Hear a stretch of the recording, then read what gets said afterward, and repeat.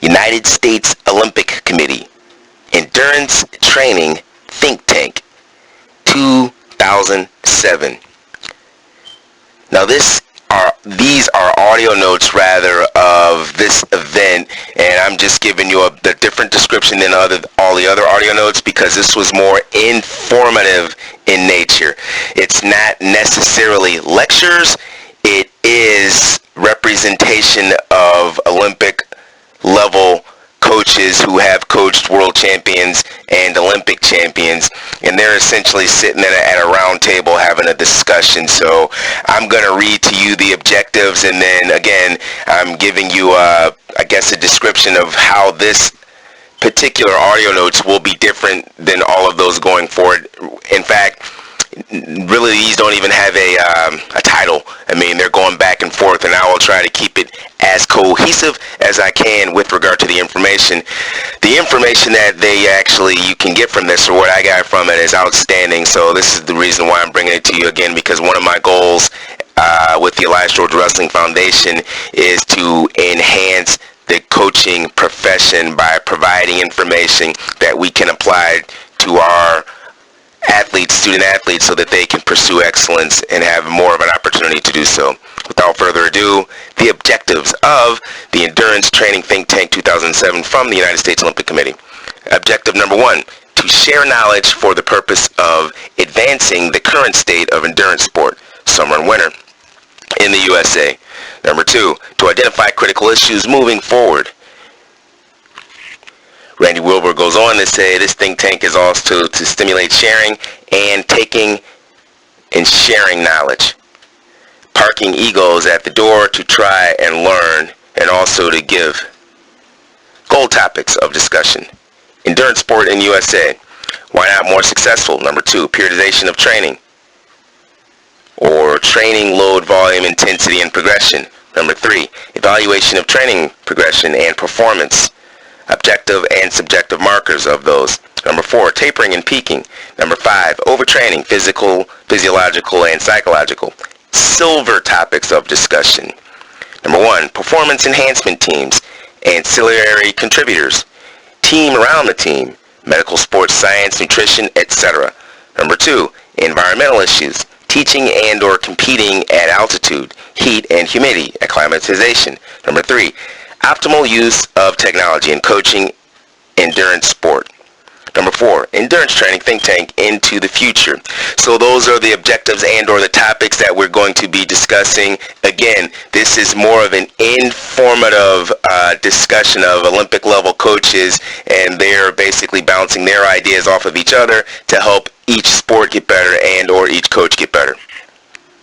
This discussion is led by Kathy Sellers, who is at the time she was the United States Olympic Committee coaching manager in Colorado Springs, and Randy Wilbur, who is a sports scientist who also lives he works at the United States Olympic Training Center in Colorado Springs and the United States Olympic Committee. These two are the moderators of the event. Right now I'm going to give you an intro of each one of the coaches, and then we'll jump right into the topics or the things that they discussed in the first session. Sten Felnheim, Northern Michigan University, cross-country skiing, cross-country running, coached several Olympians and NCAA champions. Pete Bordersberg, USA cross-country ski coach, Olympian. His college program was at NMU with Sten, and was farther advanced in the national teams or Team USA's cross-country skiing team. Dean Gollins, cycling coach with more of a science background, coached many Olympians and world champions. George Dallin, he's a PhD, triathlon coach. Both parents were coaches. One was a wrestling coach, one was a swim coach. Comes from a science background. Dave Jarrett, Nordic combined skiing, science background, national team staff, two-time Olympian. Bob Larson, retired UCLA track and field coach, coached at all levels. That is club, high school, junior college, and internationally. Participated in Euro Coach, which took athletes and coaches to Europe. Coached Olympic medalist Meb Kefleski. Again, this is from 2007, these audio notes of this lecture or this presentation. Bobby McGee, South African, now lives in USA. Couldn't coach black athletes in South Africa when he lived there. This was back in the day. Track coach, coached several Olympians and Olympic champions. John Cushman, national team coach, speed skating Olympian, coached several Olympic champs, medalists, and about 80 Olympians.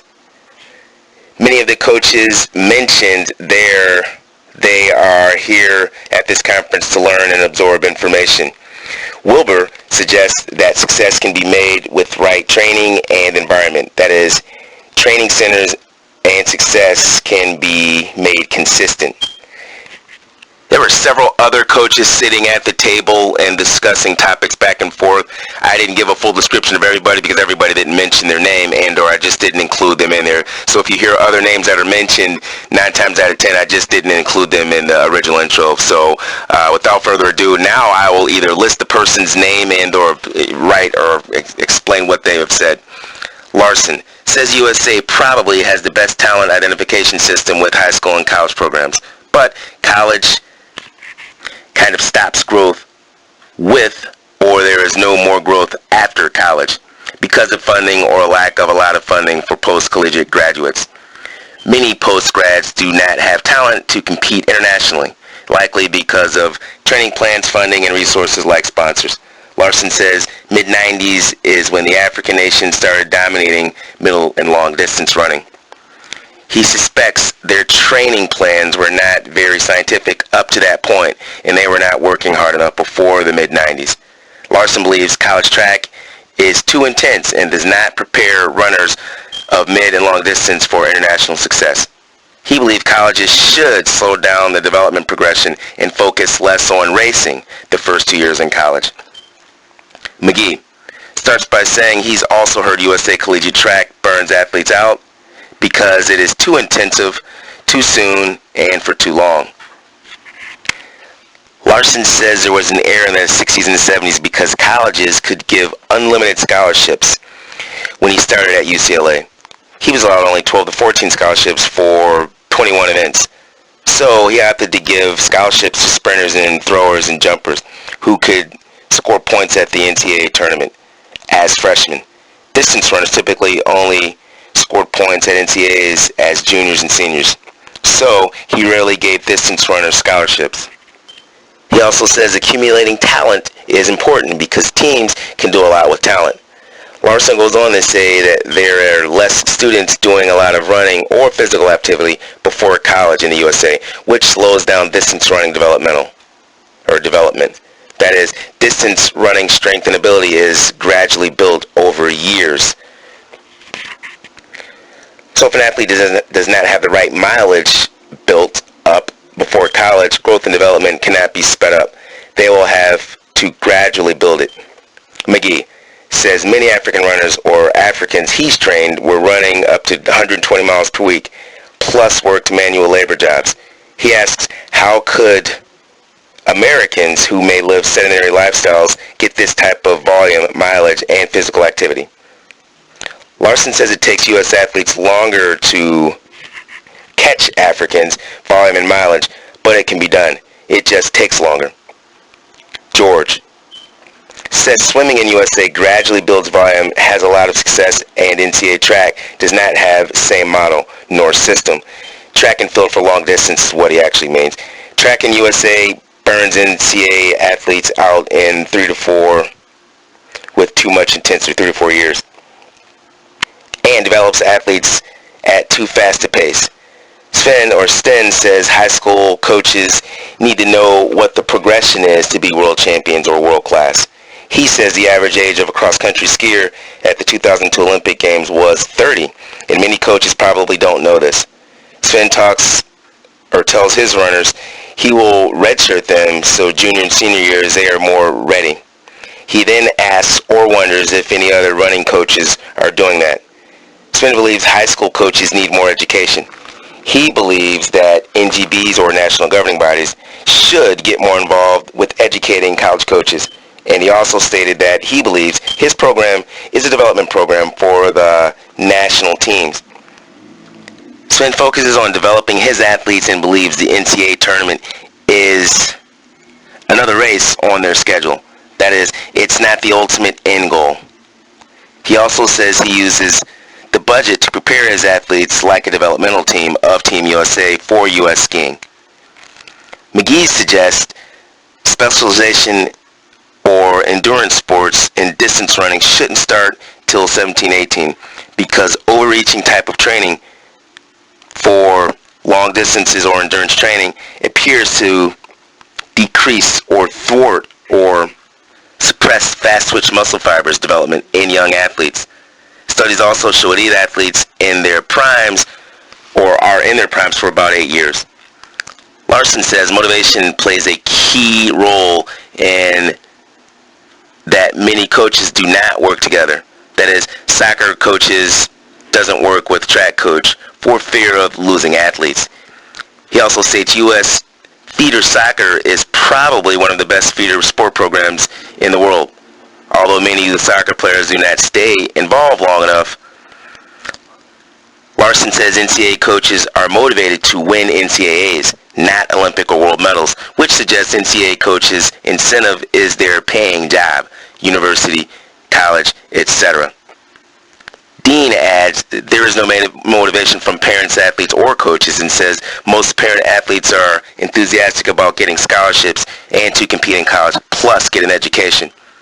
He also says when an 8-year-old or when 8-year-olds win, no one is holding them back or saying, let's temper your training. They're just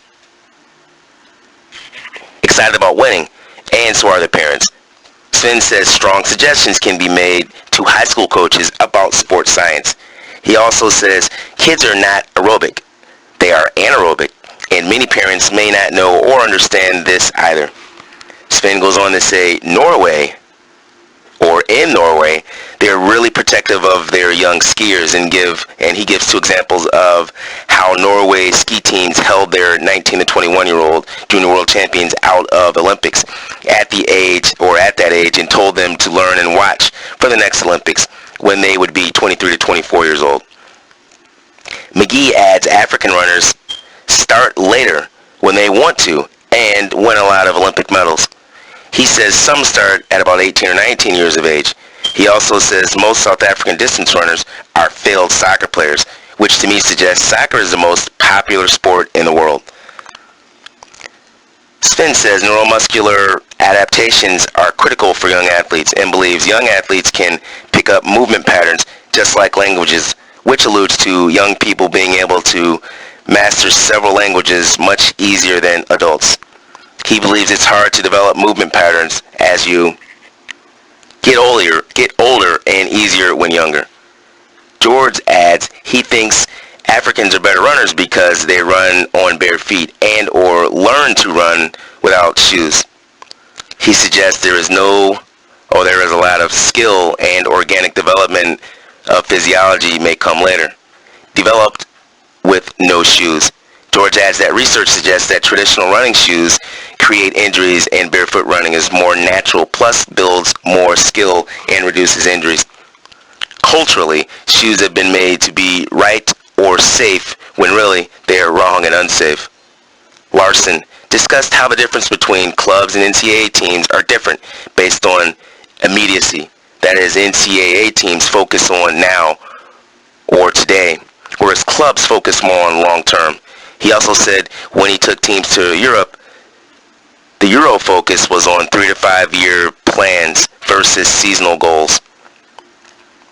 Larson believes coaches need more education to bring athletes along slower and to develop more of a long-term plan.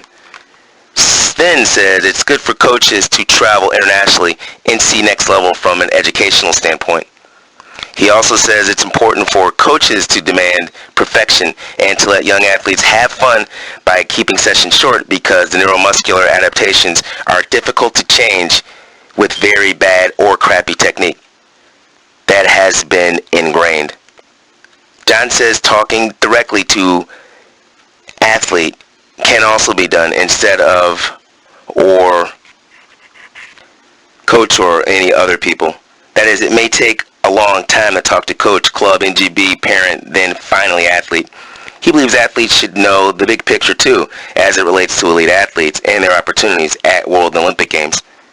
Scott explained short track speed skating utilized Olympic training centers and recruited best skaters as 15-year-olds, so they didn't have challenges with rushing nor immediacy.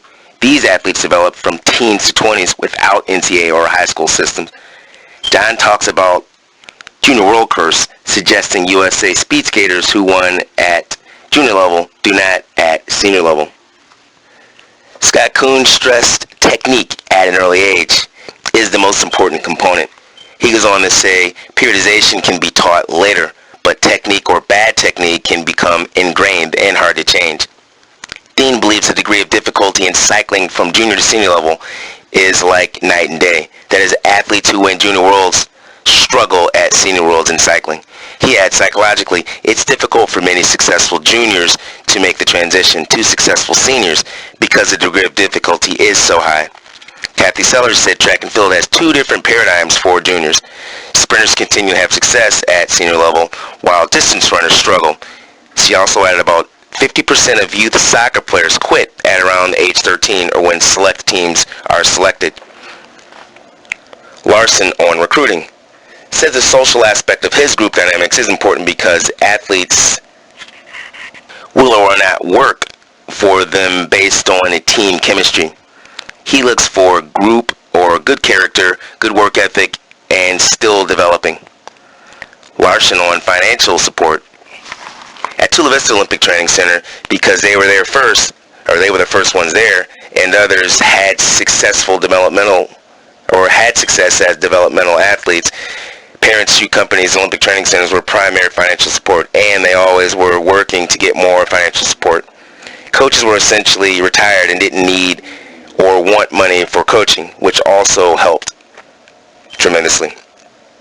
Wilbur says Sven and Larson are exceptions to the rule with regard to college and developmental coaching because most college programs burn students out due to too much intensity in too little a time.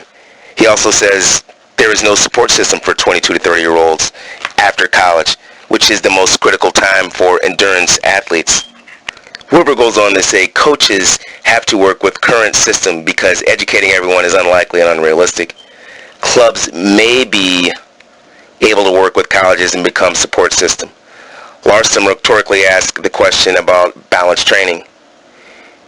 He goes on to say the East Germans in USA Swimming may have unbalanced training with very low volumes and high intensity, which helped out or wiped out a decade of generation on runners and swimmers because training was unbalanced. George responds with force production as a key to the answer. He says it isn't one or the other. With regard to sprinting or endurance work, it's balanced training and the combination of all training with right balance. That is, all systems have to be trained in right balance.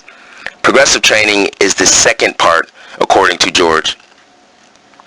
He states that training may be hard and not feel hard, and also it must be progressive over years so athletes can adapt. This may not create pain, which many athletes do not understand. That is, basic periodization needs to be explained to athletes so they do not overtrain. No pain, no gain, or if it's not hard, it's not valuable, is a different paradigm that most athletes have been taught, according to George. Progress happens slowly and steadily, and athletes also adapt this same way through periodization and long-term athlete development plans, which may need to be taught, learned, and coached. George goes on to say strength of movement also helps athletes continue to adapt and develop for up to 15 years, especially in a progressive, periodized, long-term athlete development plan. George says there are 10 rules, and one of them is specificity, and you can throw the others out. Regarding Larson's comment about East Germans, George says the high intensity they were using was likely drawn from the misconclusion about steroids. That is, they could do bout after bout of high intensity because steroids made their athletes adapt quicker, unnaturally and illegally. This, however, hurt their collective endurance sports because training was unbalanced. Larson says the pendulum has swung back to more volume in training. He also adds balanced training is the key with strength and conditioning bounding, and more dynamic movements to add endurance training. This helps the sprinting aspect of endurance sports. Dean suggests in cycling, the volume is difficult to increase. However, the volume of intensity can be increased. He also adds that everyone can sprint 500 meters at about the same pace. But after 6 hours of cycling, there are huge differences in sprinting 500 meters for everyone. He ends by saying, you don't get fast by training slow, which suggests increased amounts of interval type of training with sprints, that is, increased volume of intensity. George says all parts of training are important, sprinting and sustained pace, and any increase in any area shifts the curve regarding power output, or get better in one area and it will affect the other areas as related to power output. George says you have to be fast to begin with in order to be world class. If you are not fast, you can improve but may not be world class. Dean on USA Juniors and Europeans, they have harder races, where in USA they race less and the races are not as hard in terms of volume of intensity. He states, we weren't working on a couple of things in terms of the USA cycling. We had to change and retool everything because our volume of intensity was too low. They changed the whole program based on Europeans' high tolerance for increased volume of intensity. George, as long as you recover appropriately and optimally, or long enough, you can increase volume of intensity. And the training also increases the psychological tolerance. That is, it increases your mental toughness.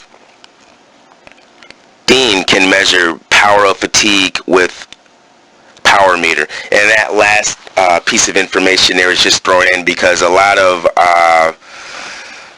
evaluation and testing and periodization deals with measurement so that you can see where you are with regard to training. I'm going to give a brief summary and then we'll wrap these audio notes up. First, again, this was a discussion of the coaches who were at this endurance think tank in 2007. So most of it was, information that I thought was important with regard to our type of training. Now, again, you may be asking yourself, what the heck does endurance training have to do with wrestling, for instance? Wrestling is a 6-minute sport. It's not an endurance event, which is, endurance to me is, could be upwards of an hour of a particular event.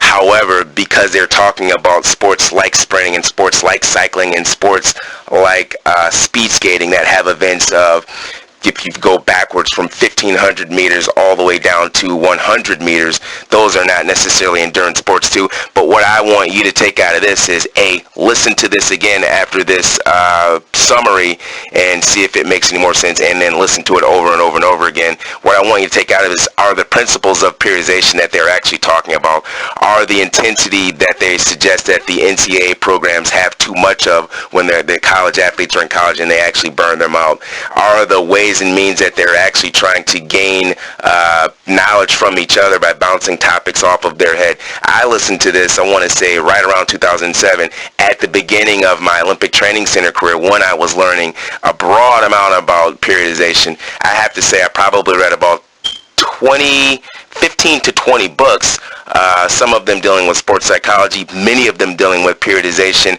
and a lot of them dealing with training theory in general, where the whole book would be just about overtraining, or the whole book would be just about tapering. So I'm giving all this to you because I thought these were valuable, because as I started to train and notice the differences in what I'd done in the past and what I was doing now, I saw that being applied with my athletes in terms of them having better times to recover, better actual workouts. Because again, when I was at the Olympic Training Center, I had high school and college athletes, and we had 2-a-days. Imagine waking up at 4:30 to 5 in the morning and having practice at 6, going to class all day, and then having practice again at 2. That's what we did for 8 years. So I had to come up with all kind of creative ways so the athletes could actually recover and be able to do well in their classes, and of course be able to do well in their competitions. My job was to put them on junior world teams, senior world teams, and have them win medals. And I had to be able to have balanced training like they sort of talked about there, and also keep them from being so completely stressed out because of the workload. And that is the essence, I think, of these audio notes, where we're trying to learn better ways and means to prepare our athletes for for excellence. So this is the conclusion of this summary. Again, I encourage you to listen to this as many times as you can, even though it is an endurance training think tank. See if you can relate some of the things that they're saying to our sport so that you can increase your knowledge base ultimately to help our athletes have a better opportunity.